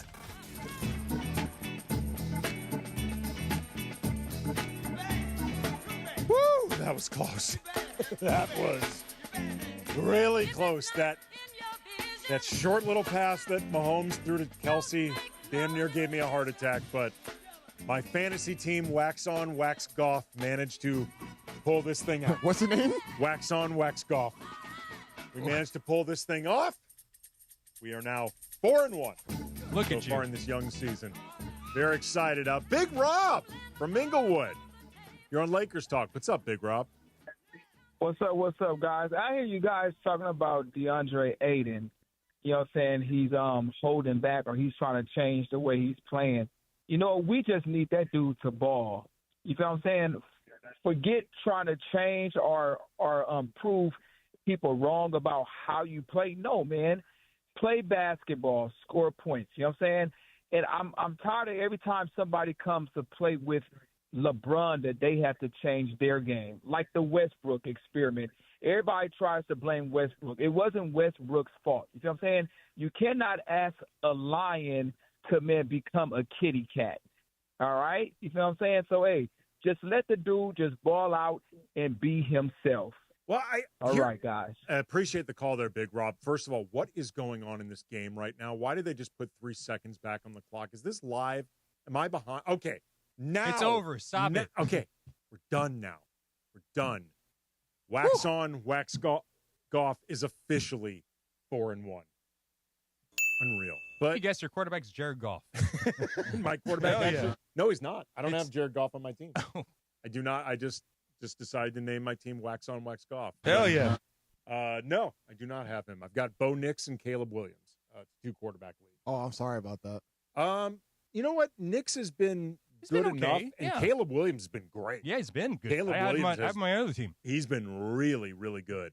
To Big Rob's point before about the idea of needing Ayton to ball out, yes, as long as he's balling out the right way.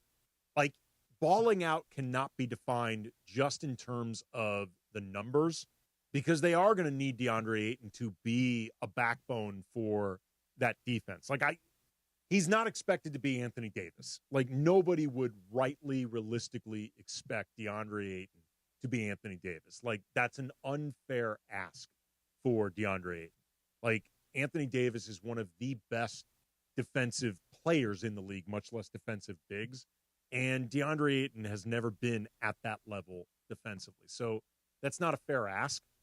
But they need him to be solid on that end and attentive on that end. Like, he needs to be dialed in on that end in ways that he has not always been.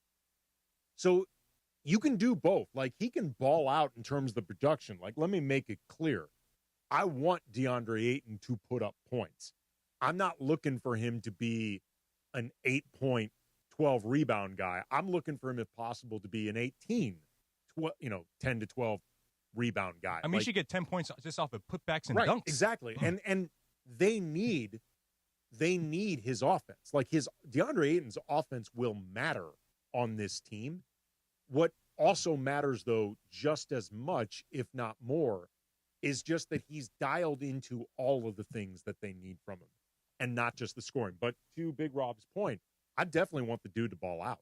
There's no question. LeBron James, earlier today, sent social media into a tizzy because he tweeted out, let me get the exact verbiage in front of me, the decision of all decisions, October 7th, 12 p.m. Eastern Standard Time.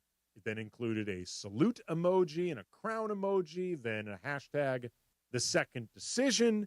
It accompanied a short video of LeBron sitting down with, to the best of my knowledge, a gent that has not been identified. I can't see. I can't tell. I can't tell. It's a really not a clear photo. A few friends of mine, and I want to make it clear, it's not him, but a few friends of mine were like, is that Cory Booker? Like, just from a distance. I was like, it kind of does look like Cory Booker from a distance. I'm going to lose my headphones and stuff like that because he's Cory Booker. It's not Cory He does Booker. look like Cory Booker. But he That's looks why. like Cory Booker. He really does, dude. He actually looks like Cory Booker. Like, I was trying to decipher who he was and what he looks like, and now you just hit it on a note. Now, maybe LeBron just made a decision that after he retires, whenever that's going to be, he's going to enter politics. Maybe a Senate run. Senator LeBron. Senator LeBron James. Governor LeBron James. Of Ohio. Go back to Ohio. Be the governor. Be senator. Maybe in the House of Representatives. Maybe that's why LeBron is sitting down with fake Cory Booker. It's not Cory Booker. But obviously because LeBron is an Amazon endorser. He's done Prime Day ads before. Tomorrow, October 7th, just happens to be another Prime Day for Amazon.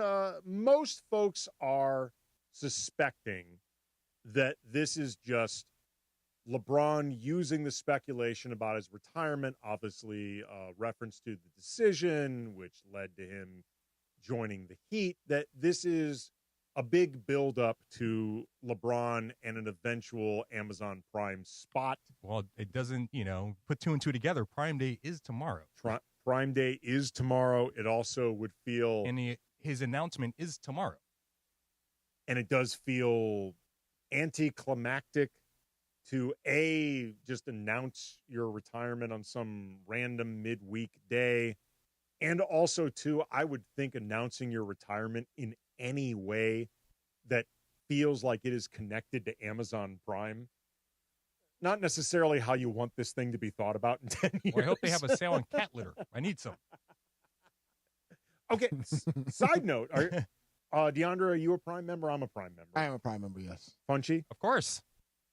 My brother today, he and I were talking, he said, and I have not noticed this really one way or the other, but curious what you guys think. And I apologize. Prime's not a sponsor of anything we do, right? No. Okay. He has said that he thinks the Prime Day deals have gotten worse over the last couple of years. If you do some homework, you can say it has. Really? Yes, because it's like 5 cents off sometimes of whatever it was. Like it's not it's a like big the equivalent discount. of the Bevmo 5-cent wine deal. If you sometimes I've seen like ads where one thing that one item is the same price, and the next day on Prime Day, it's like higher. Like it's a different price, but it's higher. It's not even like a real good discount, but whatever, people promoting it, whatever. Like, I cannot imagine. I mean, like, I recognize that LeBron is a very endorsed, merchandised, he is a brand, he is a gigantic human brand. Like, I understand this, both as an individual and all of the different companies that he's associated with, and good for him. Like, it's awesome. I cannot imagine that he would want his actual retirement announcement to in any way be associated with like an Amazon Prime. No, I don't think that's gonna, that's why I really think it's an Amazon Prime Day ad, and we're just gonna get fooled. That's my instinct. Well, I don't think we're being fooled. We're all saying that we think it's Amazon. Well, Prime. I mean, if you go to social media, everyone thinks he's retiring. But what if he actually does go out there and it's actually him retiring? Like, What about? I'm saying, like, what after it really does happen? We what don't if know. LeBron doesn't know it's Prime Day tomorrow? Like, what if he actually doesn't? Oh my God, he knows it's Prime Day tomorrow. Just saying, like, we don't know. He can talk about his new LeBrons that are coming out. I mean, but what about these morons that, the ticket spiked for the last game of the season because of what this, announcement is teasing? And what if it isn't a retirement announcement? Well, here's the thing. It may not be a retirement announcement, but that doesn't mean necessarily that this won't be LeBron's last season. Yeah, that's true. That's very true. Remember, Kobe did not announce his final season before the season began. It happened, I want to say it was November. Late November. It was November. Like, I think by now it's been forgotten, but Dear Basketball actually began as a poem that he wrote for the Players Tribune, basically explaining his decision to retire. It was a poem Kobe wrote about, how he had given everything to basketball that he can. He doesn't have anything physically left to give to the game. He loves it so much, but he has to let it go. Like, that began as written prose that eventually became an animated Oscar-winning short. But the point being, like, there is no rule that says LeBron has to announce his retirement before the season begins, or else he can't have the retirement tour that everybody suspects that he wants. And I guarantee the league is going to demand that he has. But I think it's just not his style to do it when the season starts or even when the preseason starts. I think that he wants to do this in the summer to get everyone ready, that it's going to be the retirement tour, and he wants to rock and chair. He wants all that stuff. But he can still have that anyway. I mean, I just feel, I'm not. Kobe had all that anyway. I just feel like LeBron is a different guy. He doesn't want to do it like Kobe, man. He wants to do it like himself. So you think he wants to have like a 3 or 4 month build up before the actual season begins? I actually do. I think we would know once that season ends. Like, let's just say he wants to retire next year. I think we'll know he's going to retire when the season ends. What about all the hidden gems that he's been dropping in this? Everyone's speculating like, hey, he's gonna be here for another year or two just to play with this, his other son Bryce. Well, but then he's saying that he's on. He downplayed the timeline thing with him and Bryce. I'm saying like, I'm on a different timeline. I don't, he's on a way different timeline than my. I mean, he did the same thing with Bronny too. No, he did not say that though. Oh no, Bronny, he actually played up the idea of him and Bronny playing together. Remember, like, there was when Bronny was either still in high school or at USC. I don't remember which, but he actually said, it was not, I think, meant to be on the record, but it was overheard. Him saying that Bronny's better than some of the players in the league before Bronny even tweeted it out. He tweeted it out. Oh, he did tweet it out. He tweeted it out. Oh, I forgot. You're right. He did tweet that out. So, yeah, he played up everything with Bronny, and it was very telegraphed that Bronny would end up on the Lakers with him. It'd be really difficult to orchestrate Bronny and Bryce and LeBron on the same team. Edie in L.A., real quick. You're on Lakers Talk. What's up? Hey, I just wanted to make a quick note. So, we're talking about Kobe's retirement announcement versus possibly LeBron's tomorrow. And, when Kobe announced it, the Lakers were in a lost season. They were in a rebuild. They didn't really have anything to play for. LeBron would distract from the fact that they can make a deep playoff run and possibly win a chip this year. So the announcement, not comparing apples to apples. Okay. That's an interesting point. I appreciate the call there, Edie. That's an interesting point. Coming up, though, I want to talk about this because I think Edie may be correct, but there's also another scenario that I think is just as possible for the season if LeBron did announce before things officially began this is going to be his last season. So get into that coming up next. I also want to talk about the preseason in general. Also some great NBA names that the Ringer strung together. We may get into that as well. Lakers Talk, Andy Kamenetsky, 710 ESPN. Forget Lakers trade rumors. Mason and Ireland are breaking down boy bands with Rob Pelenka. Last thing, Rob. My job is to generally ask dumb questions sometimes, and I know you went to see the Backstreet Boys. What is the best Backstreet Boys song? I would say the song "As Long as You Love Me." I would be my want it choice. that way. No, that's a different song. Oh, is it? Don't miss Mason and Ireland weekdays at noon on 710 ESPN, the ESPN LA app, and on YouTube at ESPN Los Angeles. Pechanga Resort Casino is rewarding you on another level. Bring in a rewards card from one of 16 Southern California casinos and access exclusive benefits with Pechanga's tier status match program. Qualified members can even win $25,000 club dollars. But hurry, this limited time offer ends December 31st and match statuses remain valid through January 31st, 2026. Open to new and existing Pechanga club members. Visit the club at Pechanga for more details. Must be 21 or older with valid ID. It's time to level up your home and your game day. Enter the Pure Play Sweepstakes for your chance to win a next-gen reverse osmosis water system, bringing pure, clean water straight to your home. Plus, an ESPN LA prize pack that includes a pair of sports tickets and ESPN LA swag. Just visit pureplaysweepstakes.com to enter. That's pureplaysweepstakes.com. You must be 18 or older and a homeowner to be eligible. NEXGEN, call 833-3NEXTGEN. Every 40 seconds, a child is reported missing. That's 2,000 children every single day. It's a heart-wrenching reality that we can no longer ignore. Find the Children is a non-profit organization dedicated to helping find missing kids. You can be a part of their mission by donating your unwanted vehicle, running or not. Call 1-800-294-0222. We guarantee that you will receive the maximum tax deduction. We provide fast, free pickup with 24-hour response. Call 1-800-294-0222. Find the Children provides crucial resources to help find missing children and educational materials to teach kids how to recognize and avoid predators. Our recovery programs have a proven track record of reuniting kids with their families. It's time to act. Donate your unwanted or unused car. Help us build a world where every child is safe. Pick up the phone and call 1-800-294-0222. Together, we can bring these kids home safely. This advertisement was paid for in partnership with Cars R Us and Find the Children. An off-season edition of Lakers Talk continues on 710 ESPN. Lakers Talk is presented by Hoag Orthopedic Institute. When pain keeps you from doing what you love, Hoag Orthopedic Institute gets you back to you. Visit HoagOrthopedicInstitute.com to get the help you need today. More Lakers Talk with Andy Kamenetsky rolls on. That's the way it's done. Yeah. Make that Hogan. Yeah, flower does it. Yeah. Breaking bread with my mama, breaking bread with my mama, breaking bread. Breaking bread with my mama, breaking bread with my mama, breaking bread. I don't know this. Who is this? This is the new JBs. Oh, this is the new JBs. The new JBs, Breaking Bread. I heard this song on Righteous Gemstones, and I just loved it.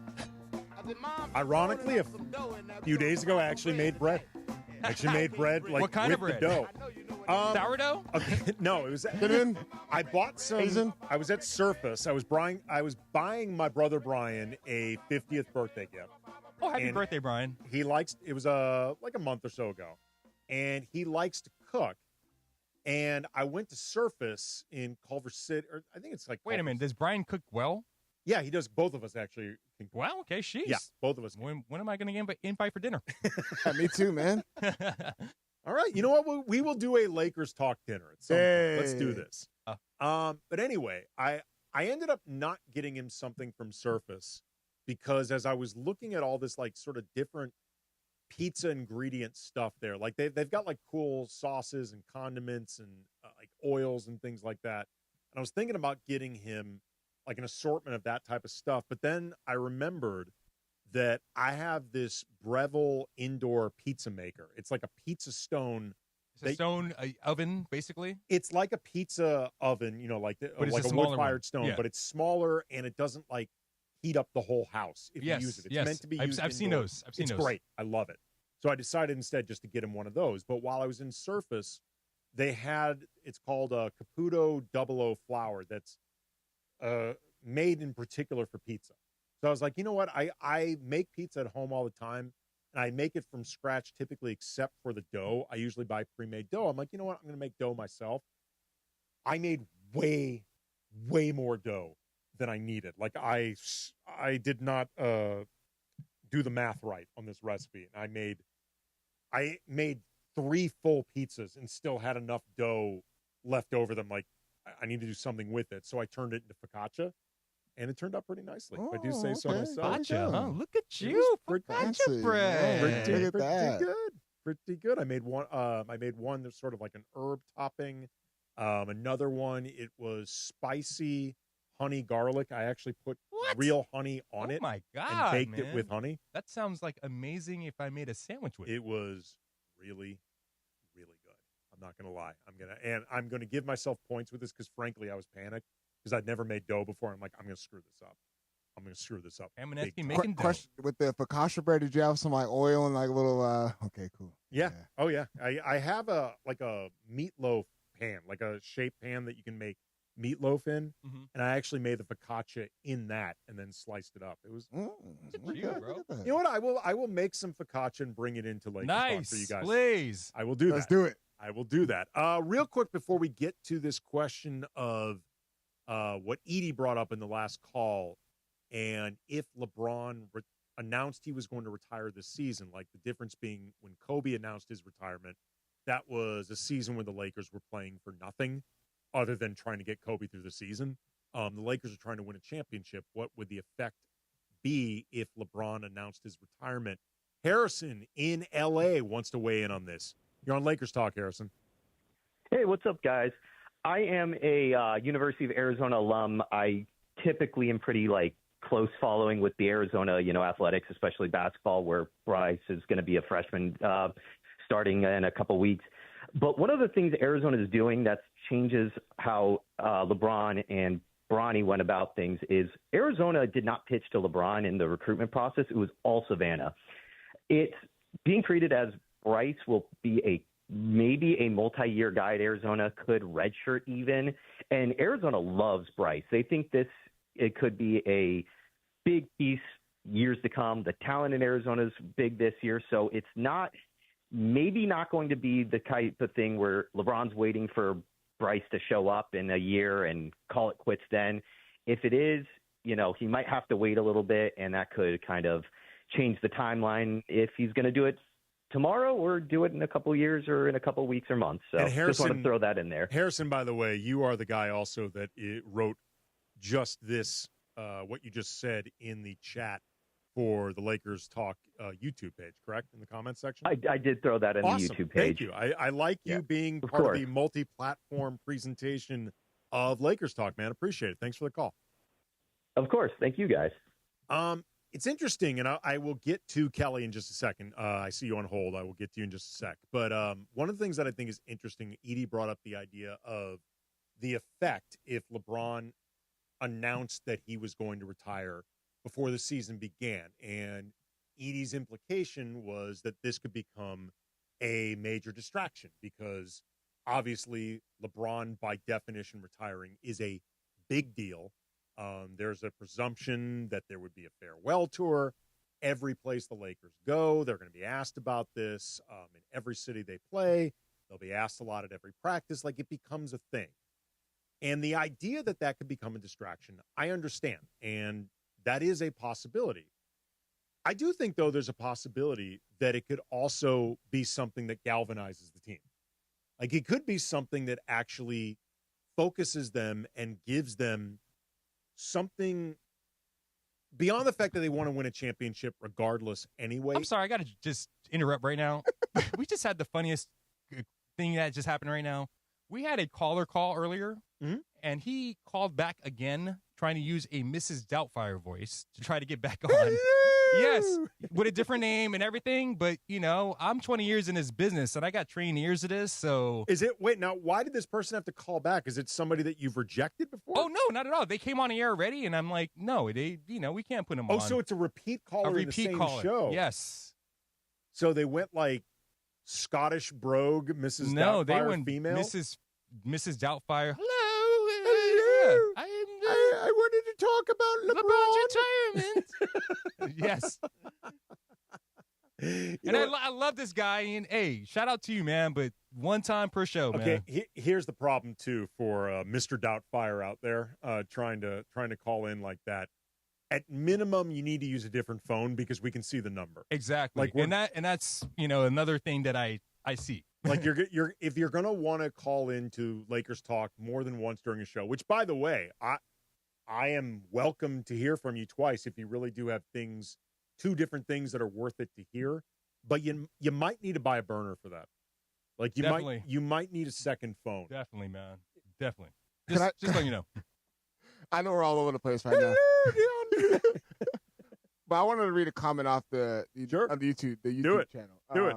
Nelson, I hope I'm not butchering this. Zeladone, he said, "Will Dalton Connect matter?" And I talked about this on Lakers Talk Daily, which you guys can catch on our ESPN Los Angeles YouTube channel. 5 days a week. 5 days a week, that's right. It's like Locked On Lakers. Exactly, But and there's a YouTube component there is a for the YouTube sick of us who like to watch. Hey, man, you're late to promote this thing, DeAndre. I know, DeAndre. Like, please, late, bro. You got to do it in the first hour and the first segment. You have segment. more than my permission to promote your show on this show. I got you, but Dalton Connect. He was a topic on my Lakers Talk Daily on the second half of it, and he's unplayable. Just keep it flat out as that. I don't think he's playable right now. He gets lost out there defensively. He's not in the right spots. He can't keep guys in front, and in a help side, he's not a good help side defender at all. He gets lost out there too damn much. Can I ask you one more question, DeAndre? Do you think his confidence is still down from the missed trade? Because I feel like it still is. I mean, if it is, hey, look, man, it's a business. It's the NBA. It happened last season. I've said this before. Like, Dalton needs to remember. Like, I get why that could be hurtful. Like, I get it. But the Lakers didn't trade Dalton for like a souped-up, seasoned version of Dalton. They traded him for a center, like to fill a glaring need. Like you really can't. I know it's easy for us to say it's not personal, it's business when it's not us getting traded. But like, really, this was not a knock on you. Like, they traded you for a center that was on a rookie scale deal. So you needed to match a relatively small salary, and it would need to be a player that Charlotte would have interest in. Like, it's got nothing to do with you, like, as a negative. Like, you're just the dude that fit for this. And again, can he shoot the ball relatively well? Yes, he can. He's a great three-point shooter. But if his shot's not falling, then at that point, what else does he do? There's nothing else that you can play him on the court for. Because he scores on one end of the floor, but he gives up a bucket on the other end of the floor, and that doesn't it doesn't translate well. Okay, I had a theory about this because on a recent Locked On Lakers, we were talking about Dalton and this situation, and I even asked Dalton at Media Day, like, because Luka has been very candid about how that trade was difficult for him to wrap his head around, and it took him a while to really feel comfortable and at peace with what happened. And now Luka is, by all appearances and accounts, stoked out of his mind to be a Laker. And you can feel the enthusiasm that Luka has. But I asked Dalton, I was like, are you back at peace with this situation? Like, are you okay? Is your comfort level with the organization good? And Luka said that and Dalton said that it was. What if, because we saw Malik Monk, Charlotte, where he was drafted, did not really work out well for him at all. He had a very tumultuous time with the Hornets, very up and down. He had been out of the rotation. He had a substance violation suspension, like all this different stuff. Then he leaves Charlotte, has a great season with the Lakers, and now has become a very good NBA player with the Kings. Is the problem just that Dalton spent any time at all in the Hornets building? Just even being tangentially connected to the Hornets, even slightly. Like, when is the last time the Hornets have drafted a player or had a young player and it's really worked? I mean, LaMelo Ball is the only exception. But he's been injury prone, hasn't really had a full season. He's not serious. No, he's not serious right now. He's not serious at all. Like LaMelo Ball is the perfect all-star player. Like, LaMelo Ball should be required to play in All-Star games. Like, that's the perfect format for LaMelo. I do think Brandon Miller has a high upside. I do too. I do believe in him. But I think he may need to escape Charlotte in order to fulfill it. Like, I am worried that just Dalton regressed from having spent 15 minutes in that building. You know, Lakers did get Nick Smith Jr. as well from the shot. And I'm not liking what I see. I'm not that impressed by what I see at all. But if Nick Smith, like, it's going to take him a minute to wash all the Charlotte off him. If Nick Smith does manage to find a second life in the NBA, make no mistake about it, it will be in large part because he escaped Charlotte. Before we go to break, Alex in downtown L.A. Lakers talk. What's up, Alex? Hi. I just want to get your input because I remember last season, Sedano was talking about how the Lakers were struggling about not having an identity, and I want to get your input on that. I think I appreciate the call there, Alex. I think their identity, first and foremost, is going to be centered around offense. Like, I know JJ is going to try to bring out the best defensive version of them, and I think they certainly could be better defensively than they've been in the preseason. But unless the schemes are perfect and everybody just plays to their top of their defensive potential, without some type of trade, I think there is a ceiling for this team defensively, and it's pretty pronounced. Offensively, though, the potential is there. JJ has talked a lot about wanting them to be a much quicker offense, like to play with more tempo. And by that, he doesn't necessarily mean running. He just means like hit-aheads, getting into their offense more quickly, running their first actions quickly. He's mentioned the idea that if you look at the analytics, the teams that get into their offense quicker, generally speaking, have better points per possession, which makes sense because the quicker you get in their offense, the less you allow defenses to set, the more opportunity you have to run counters, things like that, land on the best shots possible. So I think JJ is looking for the offense to become more intentional, to have more purpose out there, to be less iso ball, less taking 8 seconds just to get across half court. Just, I mean, it's something I've noticed a lot in the LeBron era, but even sometimes in the Kobe era, just like too much piddling around and not getting into your action fast. Can this Lakers team play in two different styles? Can they play fast when needed, but also can slow it down and actually run a good set to get a good shot? I think they have the right personnel to do that. I would like to. I mean, look, they don't necessarily have a lot of dudes who can run up and down the floor as their first thing. But if you've got guys like Luka and LeBron who can throw hit-ahead passes, I think there's always a possibility. Like someone like Rui can feast on that sort of thing. Or if DeAndre Ayton is willing to run the court, he can feast on stuff like that. And I know we're going to break real quick, but I just want to say, this season, if I see 10 seconds left on the shot clock and one-on-one iso ball, Austin Reeves, and doing the same thing with Luka Doncic in the step back, I'm not going to lie to you, I'm going to lose my mind. There's no need to be dribble, step back. No, man, just please stop it. Well, you got to pace yourself because 82 games plus the playoffs plus 5 days a week of Lakers Talk. See, Lakers Talk Daily. I just promoted you. You did. Lakers Talk Daily, Lakers Talk, yeah. All right, we will close out as always with Crunch Time. Funchy's got the topics. DeAndre and I will weigh in. This is Lakers Talk, 710 ESPN. Big opinions, big laughs, and even bigger calf muscles. Afternoons with DeMarco and Travis. For those listening at home, if you've seen Travis's calf muscles, they're huge. He could Samoan. 360 windmill on a 10-foot court from vertical right now. From birth, I've been oddly And it's shaped shocking, below the knee. Is it that weird? Do I look strange? No, you don't look strange. I was taken back. You just have big calves. Weekdays 3 to 6 on 710 ESPN, the ESPN LA app, and YouTube at ESPN Los Angeles. Purple and gold fans, nothing beats the thrill of catching the Lake Show live. Every bounce, every bucket, every moment is amplified when you witness it with your own eyes. Snag your tickets now, even if it's last minute, at Ticketmaster, the official ticket marketplace of the Los Angeles Lakers. Find your seats this season at Lakers.com/ticket exchange. That's Lakers.com/ticket exchange. Hope to see you there. Let's go, Lake Show. Hey guys, it's Sedano. It's game time at Hernandez Wholesale Flooring. Just like LAFC protects their home turf, we help you protect yours with quality floors at unbeatable wholesale prices. No gimmicks, no markups, just deals every day. From waterproof hardwood to carpet, laminate to artificial grass, the crazy Hernandez brothers have you covered. Don't settle for anything less than a championship level home.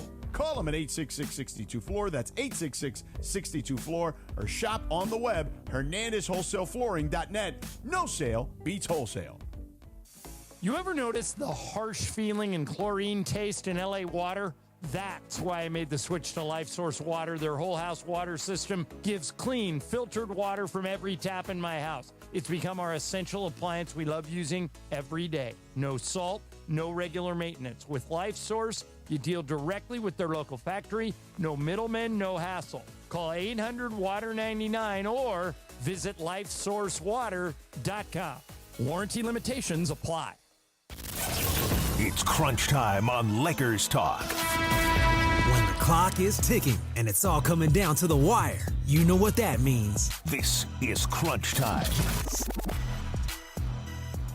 As always on Lakers Talk, we close out with Crunch Time. Funchy's got some topics. DeAndre and I will weigh in. What you got there, Funchy? All right, we got the Ringer came out with the greatest NBA names ever, which has been a topic for the last 2 or 3 hours in the back and during the breaks. And do the we got to kids talk in the about back this. with the social media, do they even know players like pre-2010? I have no clue. I don't even think anyone's back there right now. Okay. You said in back. I assumed it was the kids in the back with the social media. No, but I mean, yes, this is great. I encourage you, if you like NBA names, to go to this list on the Ringer. But the number one name I don't really agree with, the number one name that they had on this list, which was Vonteego Cummings, former Golden State Warrior. Oh, yeah. I just don't think that he's the greatest NBA name ever. It's a quality name. It's a quality name. It's a quality possibly a top 20, but it's memorable. It sticks out. Like, it's unusual. No. Like, it rolls off the tongue. Yes. But number one. He's not a Samaki Walker. That's a top 10 name right there. Or as my mom could never remember the name Samaki. She used to always call him Saluki Walker. And this is probably one of my favorite names of all time. Top 5, Rodrigue Beaubois. Rodrigue Beaubois. He was a skinny little guy. Love it. Rodrigue Beaubois. He was fast as hell. Fast. Yes, He was I remember him on Beaubois. the Mavericks. He was super fast on those teams. Go ahead, bud. And also Leandro Barbosa. Brazilian Blur, baby. Brazilian Blur. Well, they can't beat that name, too. Leandro Barbosa is pretty good. They speaking of formers, because Leandro Barbosa was, I believe, a Spur for a little bit. Yes, he was. Tiago Splitter is on there. That great. He had both the name and the look of a Bond villain. Like, if you had told me James Bond was fighting Tiago Splitter. He looks like the guy with the metal mouth. A little bit in the James Bond. What is that guy's name? Oh, I don't, honestly, I've never been a big Bond guy. Okay, I don't know any. Yeah. Other than, like, wasn't Denise Richards like Dr. Christmas or someone like that? Something like that. I don't know, man. Her last name was Christmas. I just went through the list, and there's one guy on there that was a 2K9 Bucks legend. My boy Carlos Delfino. Oh, yeah. Oh, my God. Carlos Delfino. You know who I noticed landed on there, and shout out to him for just being remembered? Marcelo Huertas. The Brazilian legend. The catalyst, as Byron Scott used to refer to him. They don't got my boy Zangana Jop on there either, man. Yeah, that's why I'm like, this list is sort of subjective, man, because, listen. Well, I think by definition, greatest NBA names is subjective. Yes, but listen, this is a top 3 for me. Bo Outlaw. Bo Outlaw. Bo Outlaw. That's a great name. Yes. A great name. Man, Came in at 12. And he's on the outside of the top 10 on this list. Yeah, he came in at 12. From 12 down, my boy Von Wafer came in at 11. I was very excited by that. It sounds like a cookie. Love Von Wafer. It sounds like a delicious cookie. So for me, the best one on here, and he fell to number 70, has to be this name, Admiral Schofield. I remember at Tennessee. Oh, yes. I was like, Admiral Schofield, what a name. Yeah, in college, I remember that was a great name, and I'm looking at another one right now. Fabricio Ibeto. Remember that guy from the Spurs? Yeah. Oh, yeah. Oh, yeah, Fabricio. I remember him. Sounds like a soap opera star. Ruben Boomche made it. That's how you pronounce his name? Yeah, Say it I again. believe it is. Boom J. Yeah, it is Boom J. Yes, it is. Ruben Boom J. Wow. Who else is on here? That Diamond Stone, James on Curry. I'll tell you who is not on here, and it's disappointing to me because I've been saying for at least a decade, I think it is, forget the most versatile name in NBA history. I think it's the most versatile name I've ever heard. Landry Fields. Landry Fields can be anything you want. Like, Landry Fields can be a snooty prep school kid. He can be a blaxploitation hero. He can be a company. He can be a law firm. He could be somewhere where you go to buy cookies. Landry Fields can be like a posh gated neighborhood. You know what? It can also be the wrong side of the tracks. You know what it really sounds like to me? A dispensary. Yeah. It sounds like a dispensary. Oh, dude.